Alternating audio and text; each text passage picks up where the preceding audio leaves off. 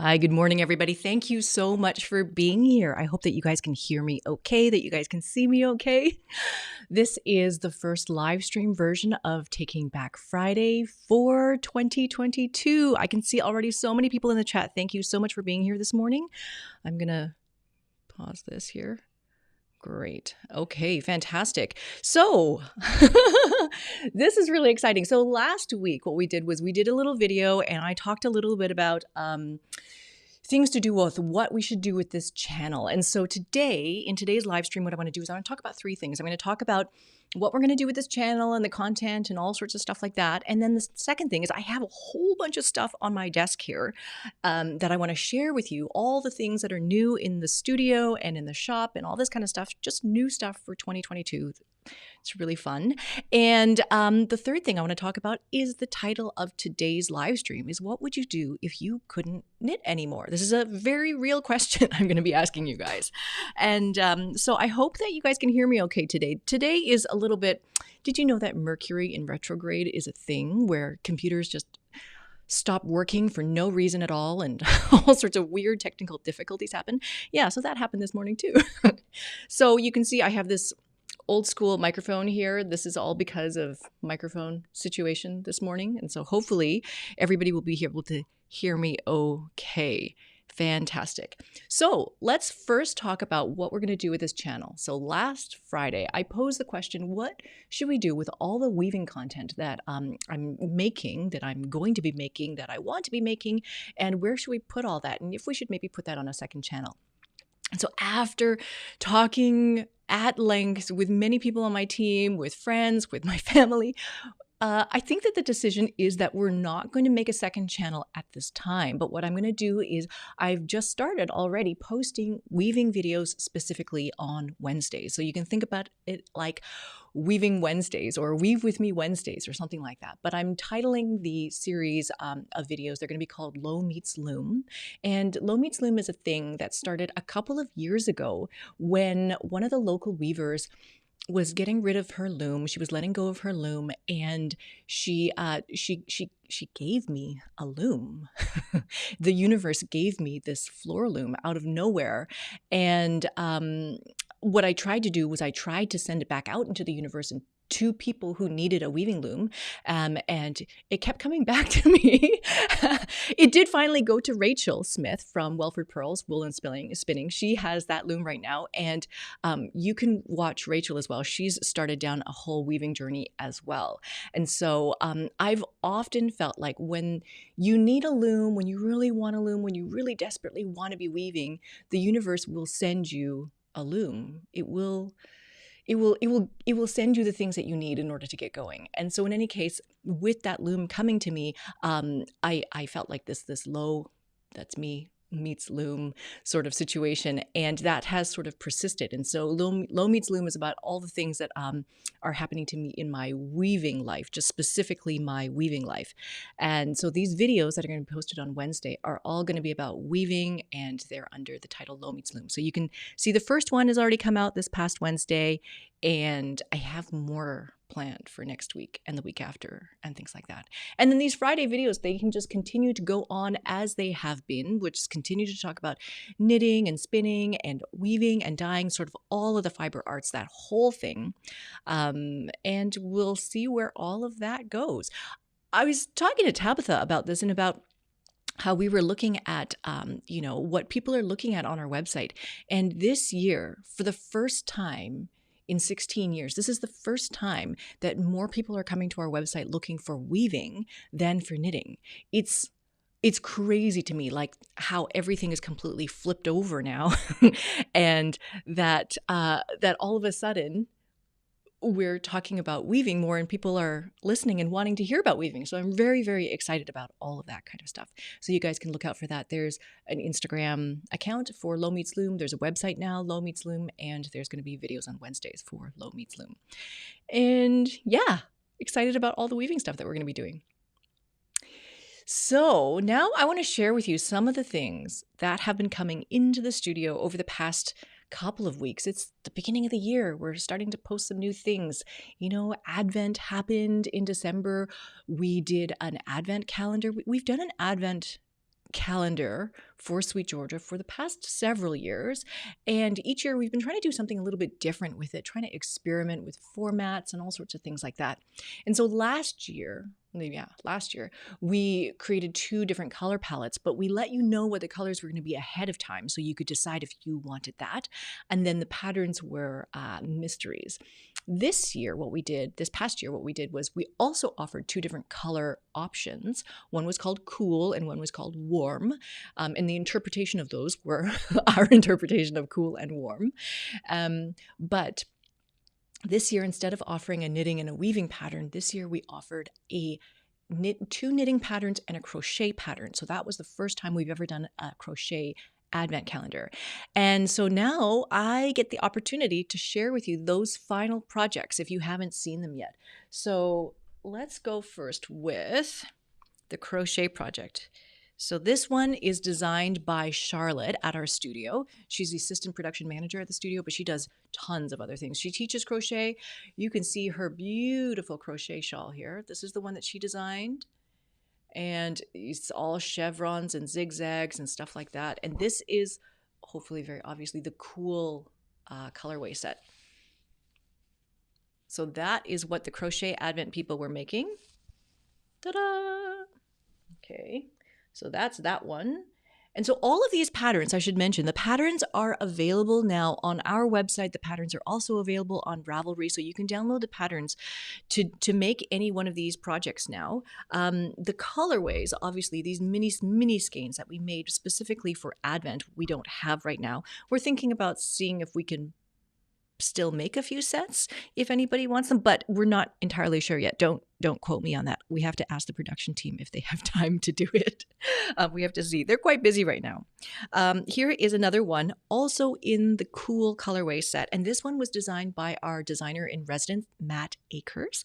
And this one is a beautiful top-down triangle shawl with some eyelet lace down here. This is, I love these color bands up here, these color sections. Really, really easy and relaxing and wonderful to knit. So this is the cool sample. One of the things that we did with this particular mini skein set for Advent is that some of these mini skeins are actually the sparkly kind, the Cash Luxe Spark. So they have just a tiny bit of sparkle in them. And then it's mixed with a full skein of a solid shade. And so that's how we're getting all of these different color options coming out of this. Yeah, Greta is saying that she is following the crochet basics class that Charlotte teaches in the School of Sweet Georgia. She's doing it right now. Greta's been crocheting for about a month, and she showed us a sample of what she had made, and it's like spot on. It's very, very good. Fantastic. Now for the final one. This is our interpretation of the warm colorways. And so when it started, people were opening up packages that had some blue in them. And they're like, oh, this is not the one. I've got the wrong color set, but these are warm blues. And so this is sort of an interpretation of the warm colorways. These are warm blues, turquoise, aquas. Those are all warm kind of blues. And then they move into these apricot-y kind of coral, cranberry, and a little bit of mulberry sort of purple. That last color is really, really, really lovely. But this one is designed by Tabitha Hedrick. She's the design director at the studio. And so we had all of these different options. This is kind of like a shawl, stole, scarf option. I quite love this because there's all sorts of different patterns happening in each one of these segments, like ribbed patterns or eyelet lace. And yeah, I think it just turned out really, really lovely. Now, again, if you want to get the pattern, but you don't have these mini skeins or you don't want to collect all sorts of different mini skeins to make this, Robin, one of the moderators at the School of Sweet Georgia, she did knit a sample of this and she just used 2 full skeins of contrasting color. I believe that's right. 2 skeins. 1, or is it 3 skeins? I should double check. But I think it's 2 skeins of color, contrasting color, and then 1 skein of a solid color. So if you had so it's 3 skeins altogether. So if you had 1 skein that was solid neutral, and then 1 skein that was maybe mostly warms, and then 1 skein that was mostly cools or something like that, you could knit this same shawl as well. I might actually make this one this year. this is really lovely. And I like how it's not symmetrical. You don't have to start in the middle and then knit in two different directions or anything like that. It's very straightforward. And I think that is what we were trying to achieve with many of our Advent projects, is just that December can already be a kind of a crazy time. And if you want to do your knitting, you really want it to be relaxing and joyful. And so, this is basically starting at one end and then just knitting straight on to the other end. And that's how you get this big giant chevron pattern. I love this one. So those are our Advent projects. And again, you can find those patterns on Ravelry. You can find the patterns on our website right now, available for download. I should tell you what the titles of them are, but the crochet one is called Good Cheer. The triangle shawl is called In a Twinkling. And the last one, that big long knit shawl from Tabitha, is called Lights at Night. My memory is so fading right now. My memory is not great. The other thing I wanted to share with you guys is that we have a new gradient sock blank available now. So we have been doing these every quarter. So once a quarter, we do a limited run of a sock blank in a colorway that maybe is from our sort of like our collection of colorways, from our vault, if you will, the SweetGeorgia vault. And so this colorway that we're doing for this quarter is called Night Owl. So this is the sock blank that's all wound up already into a ball. So you can see the gradation of color through it. Sort of starts with this yellow color, fades a bit to like a lighter color, goes into purples and deeper purples, and then sort of a navy kind of color. And so this colorway I actually designed 8 years ago, more than 8 years ago. This is the colorway that I designed for the club when we used to have a sock club and a fiber club. And this colorway was called Night Owl because of the birth of our first baby, Russell, and how much difficulty we had sleeping at night. There was no sleep. I can't even go back to remembering that time and how hard it was to have no sleep. And so that's what this colorway was all about. It's just Night Owl. It was a time. So I love that colorway, and I'm loving that we're bringing it back in a sock blank. If you guys have not seen, we've done colorways. We've done sock blanks, gradient sock blanks, and all you do is you just unravel it, and then you can knit straight from the sock blank, so you don't even have to wind it into a ball. We just wind it into a ball so you can see what it looks like, but otherwise you can knit straight from the blank if that's what you would like.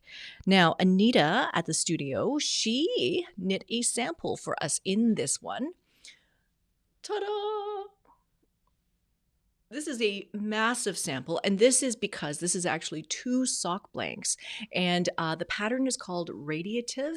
This is a pattern that we have on our website from, I think, a spring and summer collection from a while ago, but it was a smaller pattern. It was much narrower. I think Anita made it a little bit wider, and then rather than just using one sock blank, she used 2 sock blanks and alternated between the 2. So she's getting like double the amount of each color, double the length of each color. And so that's how she was able to make this beautiful, massive stole. I love gradients. I just love all the marling and all of this kind of stuff, because she's alternating between 2 sock blanks. You can see there's a little bit of a rippling that's happening, like maybe one sock blank was a little bit lighter and one was a little bit darker, and so you're getting a little bit of this kind of mixing and blending where those 2 colors are sort of alternating. There are stripes between the 2 sock blanks. It's really fun. I love it. So that is the Radiative scarf, and it's just been made bigger. And the sock blank is called Night Owl, and that's on the website right now as well. So that's something that we've been doing for a while, and I've seen all of the sock blanks for the rest of the year. They're really lovely. I'm excited to have these available for you guys. We're doing something completely sort of new, and that is that you will know that we have made gradient mini skein sets for a while now. We've been doing them for a long time. We started doing them when we hit our 10-year anniversary. We started making these things called Party of Fives, mini skein sets. And initially when we started off, we were making them in worsted weight. We made them in Cashlux Spark, I think we made them. I can't remember now. We made them in so many different bases. And then we had to pare back because we were making mini skeins and they were coming out of our ears. There was just so many mini skeins all the time. And so we switched to making only Tough Love Sock mini skeins, just Tough Love Sock. And this past year, we decided to start making them in a slightly heavier weight as well. Because I don't know if you find this, but when you are knitting with fingering weight, sometimes it feels like projects take a long, long time because the fingering weight is so fine. And so we decided to start making them in DK weight as well.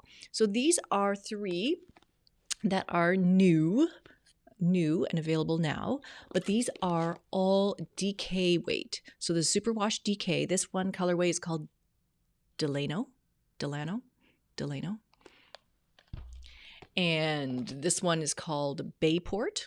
I like this one. And this last one is called Pine Island. And these are all sort of autumny, warm gold colors and things like that. We've also started to make a new packaging for the Party of Fives. We are going with these die drops. You can go and look at one of our older videos where I talk about these die drops and the meaning of the die drops and everything like that. But that is the new packaging that we have for these Party of 5 mini skein sets. And so, yeah, these are 3 of the DK weight mini skein sets. And so you think about like, what could you make with DK weight that you couldn't make with fingering weight? Well, maybe you could make hats a little bit quicker, a little bit easier. You could make DK weight socks for like house socks if you like, or, you know, making a cowl makes it much, much, much faster. So we actually do have a pattern here that is also available on the shop site. It's called A Little Lift. And this is the cowl pattern that uses 2 sets of the DK mini skeins. So it's the Delano, this one, oh no, wait. That was Bayport. It's these 2 sets mixed together to make this. And so this cowl has a bunch of really interesting stitch patterns here. I'm just going to see if you can see up close. So it's kind of like a slip stitch pattern that's happening here and then taking it into sort of a diagonal. So there's some garter, just really nice and quick and easy and just a fun way to play with the different colors and play with some different textures.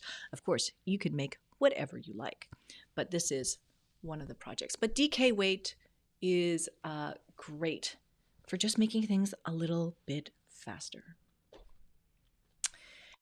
Now, one of the things that is also in the store right now is this one. This one, if you've ever seen, from Julie Weisenberger. It's Coco Knits. Coco Knits, she designs tons and tons of beautiful sweaters and beautiful patterns, very classic looking, very minimalist, but also there's something very tailored about the way that she designs, especially her shoulders.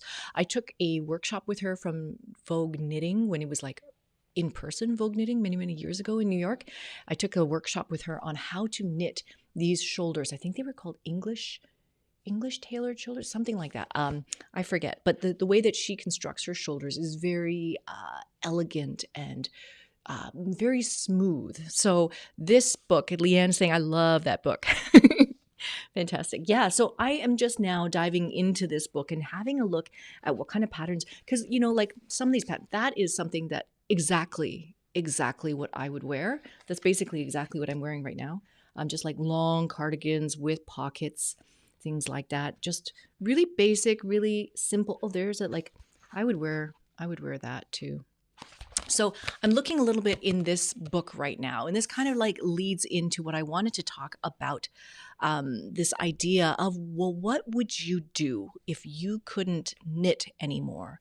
And so this is something that I kind of sort of mentioned a little bit about in the last video. And the reason why I'm doing so much more weaving now, I guess, is because weaving doesn't hurt my shoulders. But I find that knitting has been causing me a lot of neck pain, a lot of shoulder pain, a lot of just problems that make me go to the physio for. And I know that when I had both of my kids, when I was pregnant with both of my kids, I had carpal tunnel each time, and I stopped knitting altogether for those times when I was pregnant, and a little bit of the postpartum time after. And when I could not knit, I switched entirely to quilting. So for a number of years, I did a ton of quilting that I didn't really talk about or anything. And I wonder, because I'm not going to go back into quilting or anything like that now, but if there's only a few projects that I can knit this year, if like we talk often every year about make 9 at the start of the year. Like, what's your make 9 going to be this year? What are the 9 projects you're going to make this year? And I will easily make at least 9 hand woven projects, but I cannot see myself knitting 9 projects. I can't see myself making 9 things. And so if I could only envision myself knitting 2 or 4 items for the whole year, what would those items be? And so I'm looking at the things that are on my table and thinking about the kinds of things that I like and the things that I want, and what would be a meaningful thing for me to knit if I could only knit a little bit, or if I couldn't knit at all, what would it be? If I couldn't knit at all, I would definitely just spend all my time weaving. But if I do want to knit just a handful of projects, I think that what I want to do is I want to make things that have gradients in them, because I like that. I like the color. I like seeing the gradients make me happy. Any sort of gradient project, they're just happy. I love them. So maybe something with a sock blank, maybe something with a sock blank doubled up so that it's a little bit thicker, a little bit faster to knit with, a little bit easier to hold on to. I find that if I have to grip onto anything too tightly, then finer yarns tend to be a little bit more challenging. Yeah, exactly what Amanda's saying, intentional making, like choosing these projects much more intentionally rather than just picking up some yarn and saying, oh, I'm just going to crank out another thing. Just thinking about what it is that you actually want to spend your time making. What do you want to look at? What do you want to have in your hands? So for me, obviously the color is going to be really, really important. Maybe gradient colors, maybe fun colors, maybe colors that, have a little bit of sparkle or whatever that is. I think color is going to be really, really important, but also design. I'm thinking a lot about, should this be a year where I design all of the projects that I make? Is that what it's going to be? Maybe what I could do is I could use sort of the foundation of this book and make one sweater that I absolutely love and will wear all the time. And this requires a little bit of piecing together. I think piecing together the things that you like about different sweaters, maybe combining different lengths or shoulder construction or whatever it is, looking through this workbook to see if there's any ideas. Yeah, I think, Greta's just mentioned it makes sense to work first in the projects that you would love to have or love to wear. I would love to, there's this thing. This is a 5x5 cowl. I wear this quite a lot. This is just something I would toss on anytime I'm cold. I would just throw this on. This is really, really easy to make, but I don't know if I just want to only make 4 of these for the whole year. I think I might want to do some other things as well. And so making things and focusing really intentionally on the things that I would like to wear, things that would fit in my closet, I think that is very much along the lines of what I'm looking at this year. So just picking a handful of projects, not to stress myself out about having to knit so many things, but just picking maybe 3 projects that I would really, really, really love to knit this year, that would really use color well, really use texture well, really be things that I would wear and be useful. I think that's kind of where I'm going with that. Yeah. So Julie's saying, I've been doing the Make 9 courses in the SOS, and Tabitha talks about that, really defining what you love, what you need, and in your wardrobe. Yeah, I did that. I took out all of my clothes in my wardrobe and I put them all on the bed and I spread them out, and I discovered that basically everything I own is some version of this color. I'm looking in front of me, and my lunch bag is this color and my backpack is this color. And so it could be just focusing more on doing the things that I love in terms of the colors that I love, or not. I don't necessarily think that you necessarily have to branch out and choose colors that you wouldn't choose. If you're going to wear the same color, just, own it. Fantastic. So I'm curious about what you guys are doing for this year, what you have planned for this year. Is everybody doing a Make 9? Are you all thinking about doing Make 9?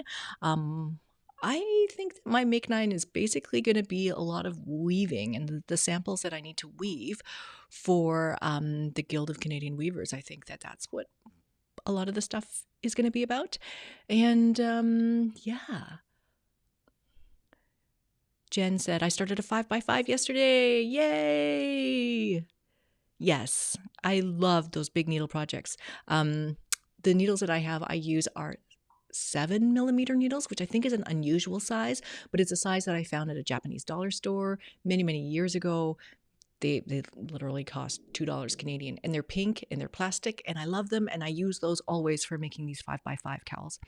And both my kids have asked for these, so maybe I should just make them. Nina's also asked for socks, but I wonder about, knitting socks when hands are having problems and things like that. Yeah. So if you guys are interested in learning more about that Make 9 course, I really encourage you guys, you can pop into the School of SweetGeorgia. We have that. It's available all the time. The Make 9 class is run by Tabitha, and so she goes through and she has a workbook and everything. So the workbook is all about looking at what's in your closet, what are your favorite colors, what are your favorite silhouettes, and then really being intentional about what you want to make this year.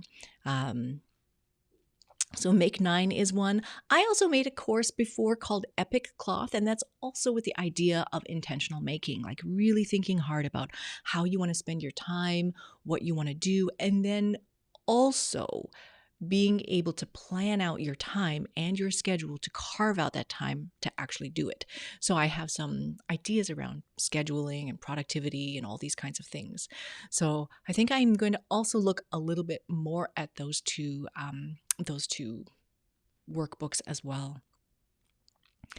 Quarterly project planning is a fabulous idea. That is what I've been trying to do. Yeah, planning around the quarters. So great to see everybody in the chat. So much conversation. Fantastic. Okay, wonderful. Well, thank you guys so much for being here today. This has been a nice gathering. It's been nice to see everybody here. Nice to hear from you. And so what we want to do with these live streams is that we're going to do them the second Friday of every month. That is so far the plan. So in between all of those Fridays, then I'll, insert videos where we've either pre-recorded them. I've also done interviews with some of our brand ambassadors and sort of multi-craftual makers, and just to hear about how they do things, how they structure their time. And so those will also be coming out on Fridays. And then, second Friday of every month, we'll sit down and we'll do something like this, because this is super fun. I love seeing everybody chatting in the chat room here. Sharon saying, I'm fully immersed in Laura Fry's intentional weaving course. I'm graduating from a rigid heddle loom to a 4-shaft table loom. It's fantastic. Wonderful. So we're going to mix it up, have some live streams and have some videos, and we're going to have an amazing 2022.